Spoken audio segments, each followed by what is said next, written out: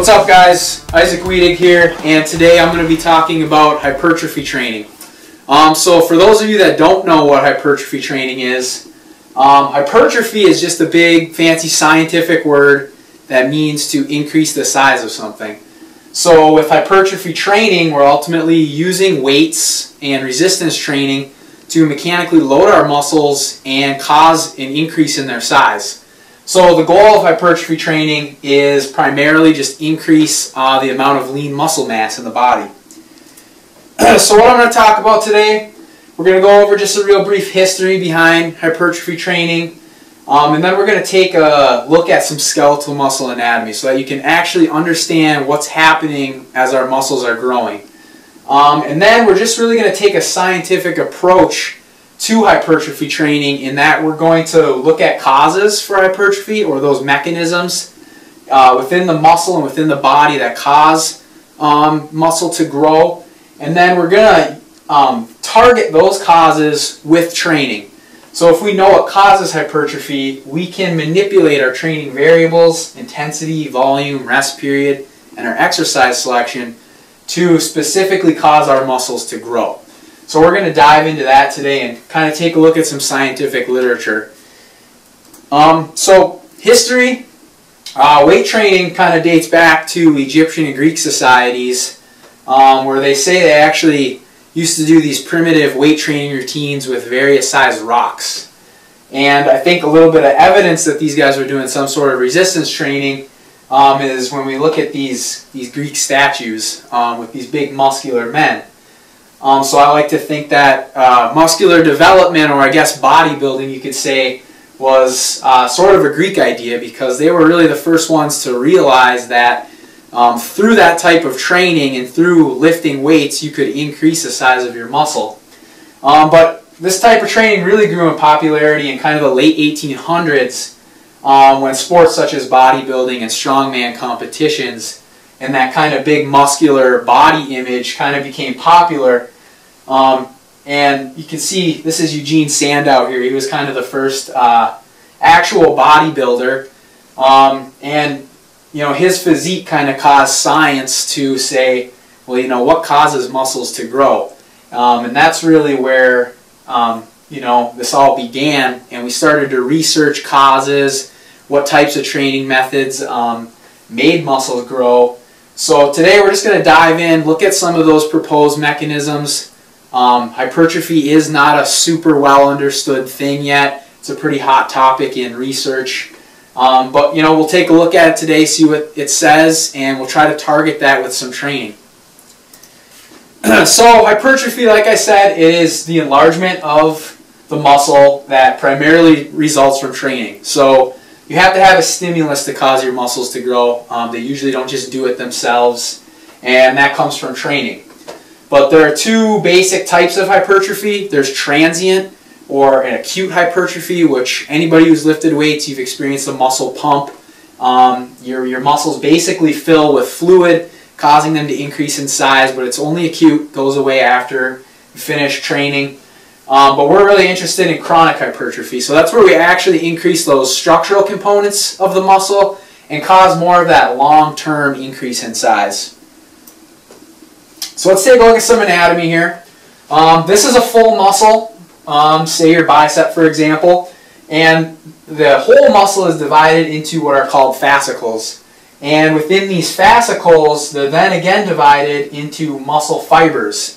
Or what you'll commonly hear called a muscle cell is a muscle fiber. So same thing. But up here, we'll look more closely at an actual muscle fiber.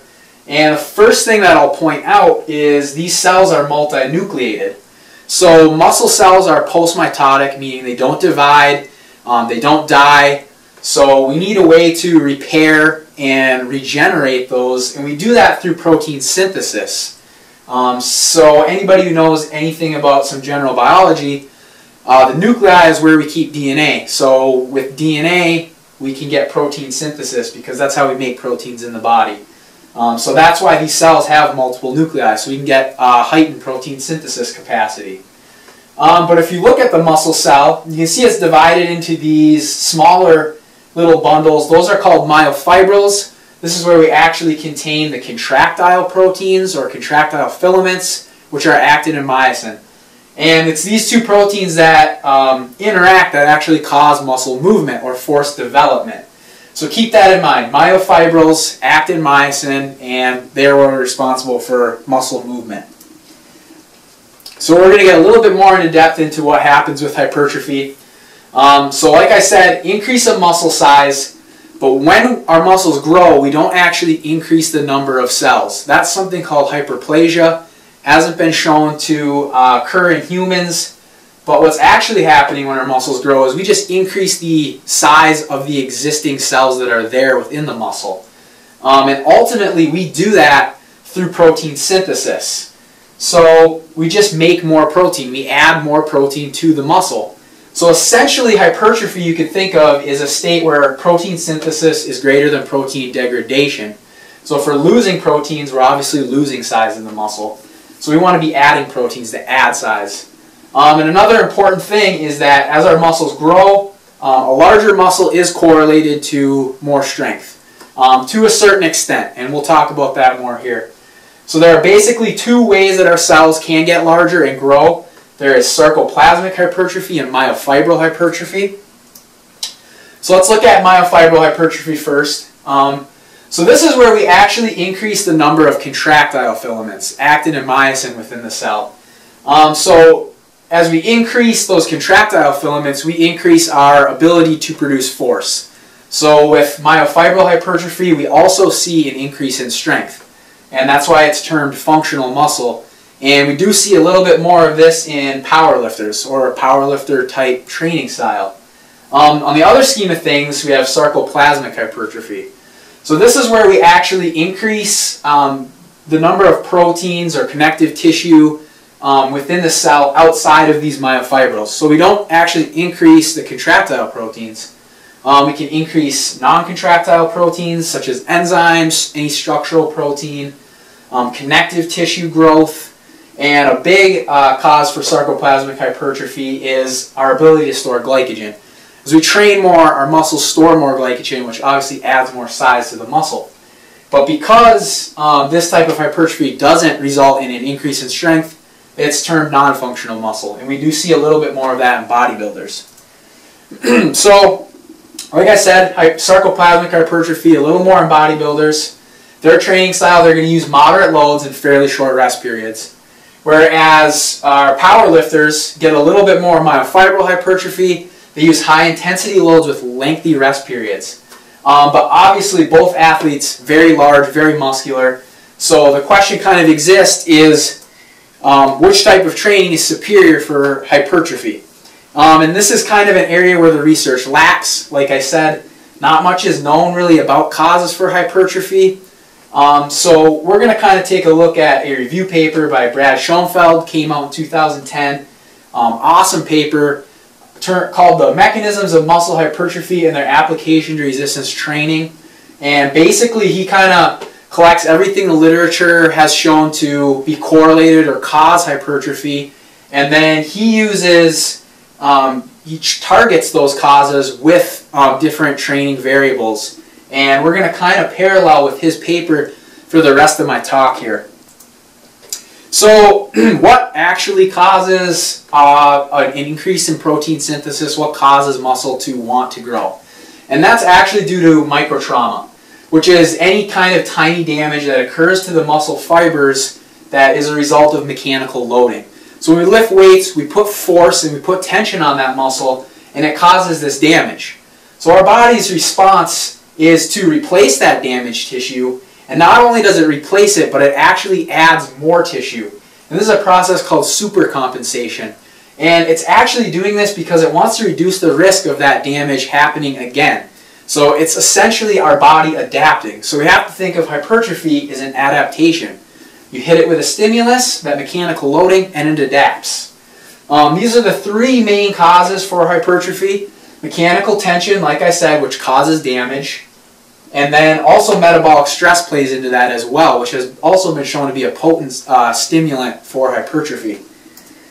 So to understand a little bit of what we're going to talk about the rest of the presentation here, you need to understand the energy systems that our muscles are going to use to produce energy in order to move the weights that we're lifting. So the first energy system, which is our primary energy system, it's going to supply the initial energy in those first 6 to 8 reps, is the phosphagen system. So basically it's a coupled reaction. We cleave a phosphate off of phosphocreatine and we transfer that to ADP, and we can rapidly generate ATP, which is our body's form of energy. So like I said, it's short term. It only lasts for about those 6 to 8 reps, or about 10 seconds in an all-out physical activity, and it does take about 8 minutes to fully restore phosphagen system. So once we deplete this phosphagen system and we get into the 8 to 12 rep range, so we're getting into a little bit higher reps, that's where our body has to look to anaerobic glycolysis to produce energy. In this process, we break down carbohydrates in order to form ATP. But something to note here is that a byproduct of anaerobic glycolysis is lactic acid, which dissociates into lactate and a hydrogen ion. And the lactate accumulation has been shown to be a stimulant in hypertrophic response pretty potently. So we're going to see that this 8 to 12 rep range is really important for hypertrophy. So cellular swelling. So like I said, when we break into anaerobic glycolysis in that 8 to 12 reps, we actually cause our muscles to swell because we build up lactate within the muscle cell. Now lactate is a solute, so if we build up lactate within our cell, it causes the cell to be hypertonic, or more concentrated with solutes. And in that case, water is going to flow into the cell via osmosis. So as water flows into the cell has to expand, and that causes a membrane stretch. And that membrane stretch has been shown to signal an anabolic cellular response or induce protein synthesis in the cell. Basically, that cell is getting larger, and it says, hey, you know, our membrane stretching, we're getting bigger, we have to grow. So it's going to start to build more structural proteins, it's going to get bigger to facilitate that swelling. And like I said, relies on exercise that uses glycolysis for energy because we get the lactate. Also, an increase in glycogen storage can also attract water into the muscle and add to cellular swelling. So hypoxia. This is another important stimulant in hypertrophy. Hypoxia is defined as when muscle is deprived of adequate oxygen supply.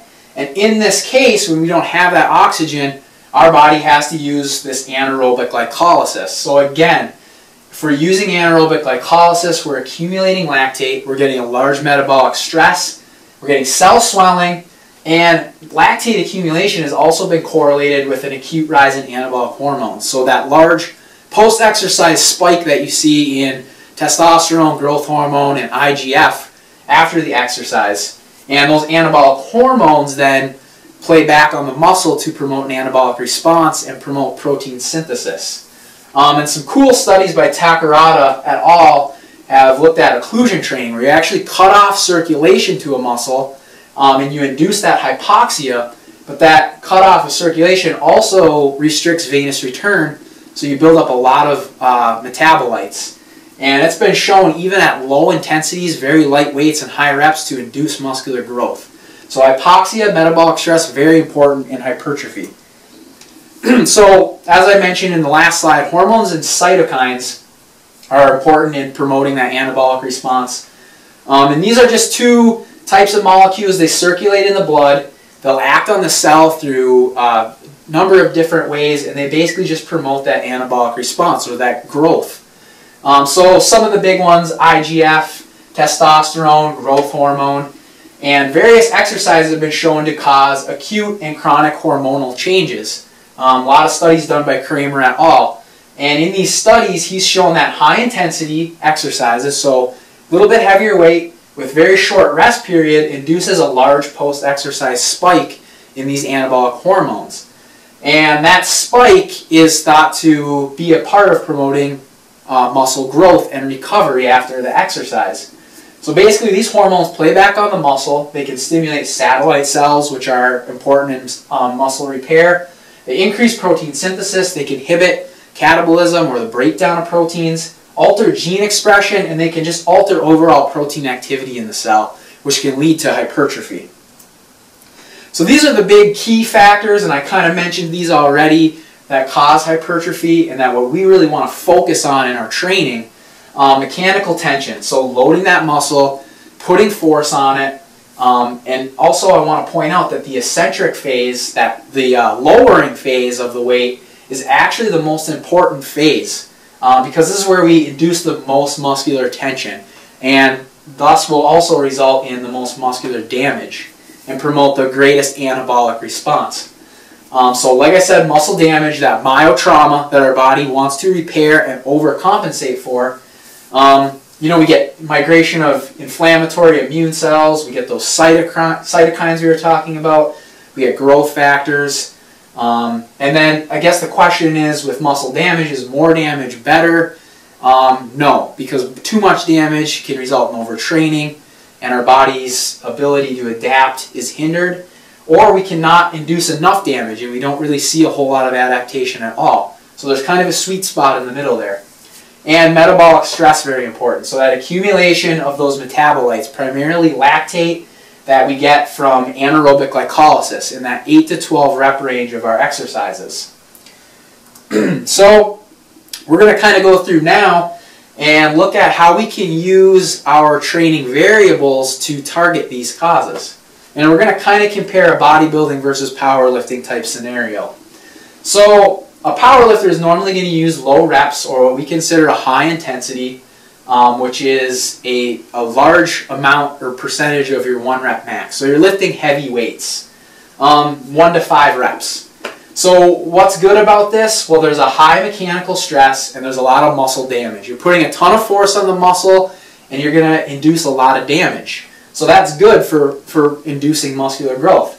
But if we look at the moderate reps that bodybuilders use, 6 to 12, again, we're breaking into anaerobic glycolysis, whereas here we're mostly relying on phosphocreatine. We're getting a great metabolic stress, which leads to that acute anabolic hormone response. We get cellular swelling to induce growth, and also there's more time under tension. So here, a lot of tension, but it's very short-lived. Down here, moderate amount of tension, but it's on the muscle for a longer amount of time. So we call that time under tension, which is also important, and that can induce muscular damage. Volume, that basically refers to just the total number of sets and reps per workout. So power lifters, usually low volume with that high intensity. So there's a small amount of time under tension, and we also get very little metabolic accumulation because we're just not doing a whole lot of work. But a high volume is proven to be more efficient in increasing muscular hypertrophy. There's more total time under tension, so possibly more muscular damage. That's an area of study as to whether, heavy weight induces more muscle damage or more time under tension. But we'll consider it a positive for higher volume. And there's also more metabolic stress and a greater acute anabolic hormone response with more sets.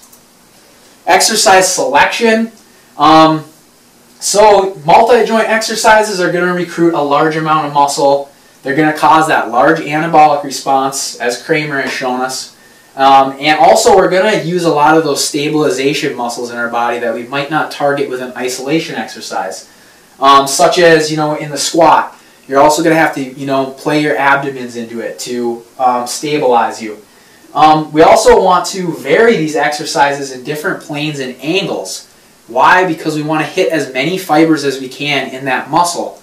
An example of this, the bench press. Flat bench press is going to work certain fibers, but as we go to an incline bench press, we're going to work a little bit different fibers. And ultimately, for a fiber to grow, you have to stimulate it to grow. So if you're not hitting every fiber in the muscle, those fibers aren't all going to grow. You should use single joint exercises as well. Those are important for isolating a particular muscle, but these are really your core that you want to stick to. Rest periods. So there's basically 3 different kinds of rest periods. There's long, moderate, and short. So we'll look at the positives of each. A long rest period, which is 3 minutes or more, does allow full recovery of strength. You can usually get back most of your phosphocreatine, but there's a low metabolic stress.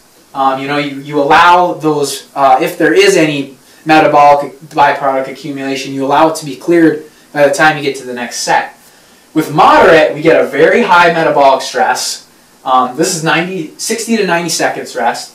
We do get a peak anabolic response with these shorter rest periods, and that's primarily linked to that increase in lactic acid in the muscle. And we usually do get most of our strength recovered in about that first minute to minute and a half. Short exercise, very high metabolic stress. You're not giving a whole lot of time for recovery though, so you don't regain a lot of strength. Failure, so training to failure. It is going to activate a large number of motor units, and you're going to hit those extra high threshold units because you're trying to generate the most amount of force in that muscle.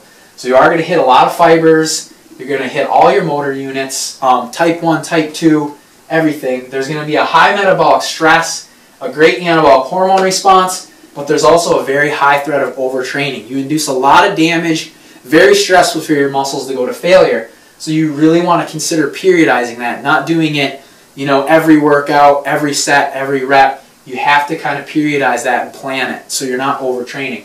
Rep speed, as I mentioned, the eccentric portion is a little bit more important just because that's where we put the peak amount of tension on our muscles. So the eccentric portion should be lower. You really want to emphasize the lowering of the weight. So your concentric can be a little bit faster. They say about 1 second cadence, whereas eccentric you want to go about 2 to 3 second cadence. So we'll summarize it up. This is our maximum hypertrophy protocol as the literature and science suggests. So our intensity, moderate, we want to be in that 6 to 12 rep range, which is going to equate to about 67 to 85% of your 1 rep max. Our volume, multiple sets, about 3 to 6. Our exercise selection, multi-joint should be the core of your workouts. That's, you should also supplement with the single joint movements, but these are the most important. And vary those movements in different planes and angles to hit all the fibers. Another suggestion, usually 3 or more exercises per muscle group. Rest period, we want to go with that moderate rest period, 60 to 90 seconds between sets. You get to regenerate your strength, but you also build up a lot of metabolic byproducts. Failure, got to periodize it. It is great, it's an awesome tool, it's going to induce a lot of growth, but you can definitely overtrain if you use too much. And rep speed. Concentric should be a little faster than eccentric, so emphasize that downward movement. So how and when to use this protocol? Hypertrophy training is used by pretty much any kind of strength and power athlete, and it's usually going to precede their strength and power cycle. Usually with hypertrophy they're going to want to build some muscle and lay down a base going into those later segments where they're going to more mirror what they're doing in their sport. Bodybuilders are going to do this year-round. They're always looking to gain muscle. But it also is the best type of resistance training to assist weight loss. Because we're building muscle, muscle's metabolically active, meaning you're going to burn more calories with more muscle. So this is just a real simple hypertrophy cycle. You need to remember to implement those basic training concepts with a hypertrophy cycle. Don't forget about periodization, progressive overload, all those other things. Basically, a macro cycle is going to be about 12 weeks. And you can break that into 3 mesocycles of 4 weeks, where you just slightly increase your intensity, lower your reps a little bit, but you're still in that hypertrophic rep range. And then you want to do an overreaching period where you really stress your body. Follow that with a taper phase to allow for optimal adaptation and recovery.